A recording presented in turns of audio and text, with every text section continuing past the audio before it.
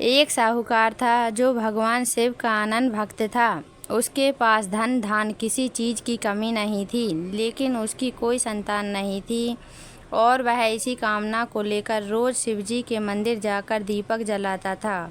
उसके इस भक्ति भाव को देखकर एक दिन माता पार्वती ने शिवजी से कहा कि प्रभु, यह साहूकार आपका अनन्य भक्त है।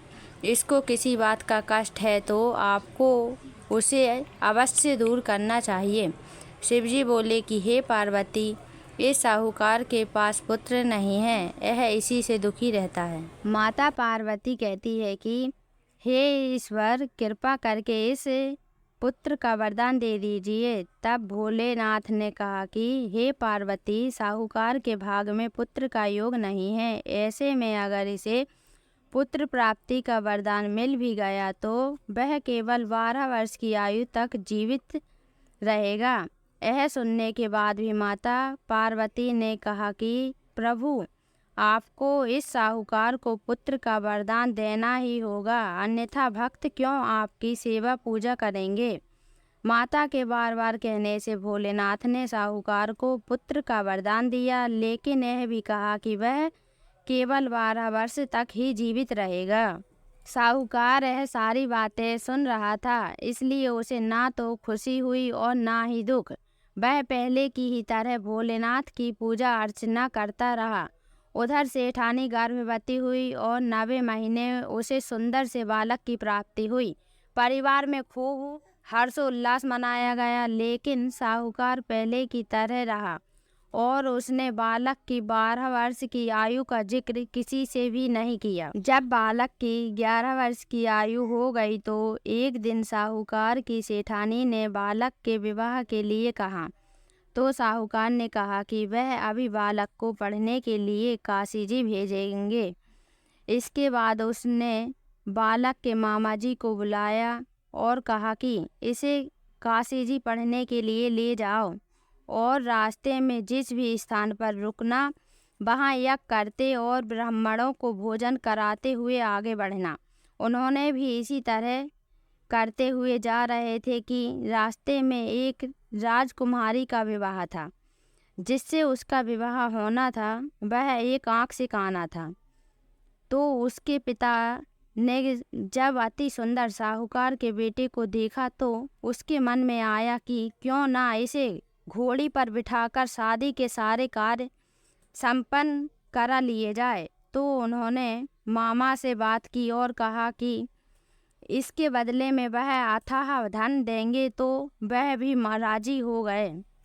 इसके बाद साहूकार का बेटा विवाह की वेदी पर बैठा और जब विवाह कार्य संपन्न हो गए तो जाने से पहले उसने राजकुमारी की चुनरी के पल्ले पर लिखा कि तेरा विवाह तो मेरे साथ हुआ है, लेकिन जिस राजकुमार के साथ भेजेंगे वह तो एक आँख का काना है। इसके बाद वह अपने मामा के साथ काशी के लिए चला गया। उधर जब राजकुमारी ने अपनी चुनरी पर यह लिखा हुआ पाया तो उसने राजकुमार के साथ जाने से मना कर दिया।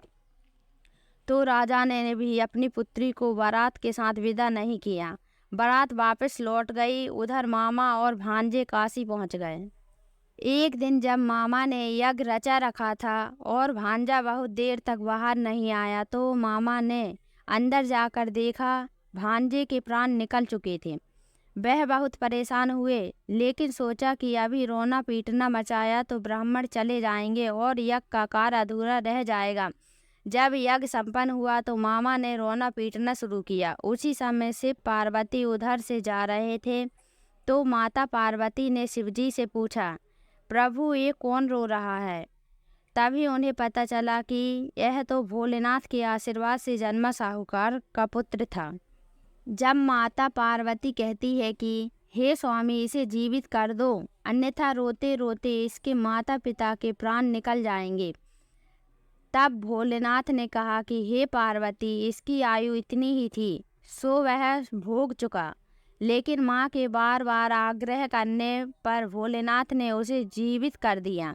लड़का ओम नमः शिवाय करते हुए उठा और मामा भांजे दोनों ने ईश्वर को धन्यवाद दिया और अपनी नगरी की ओर लौटे। रास्ते में वही नगर पड़ा और राजकुमारी ने उन्हें पहचान लिया। तब राजा ने राजकुमारी के साहूकार के बेटे के साथ बहुत सारे धन्य धान्य के साथ विदा किया। उधर साहूकार और उसकी पत्नी छत पर बैठे थे।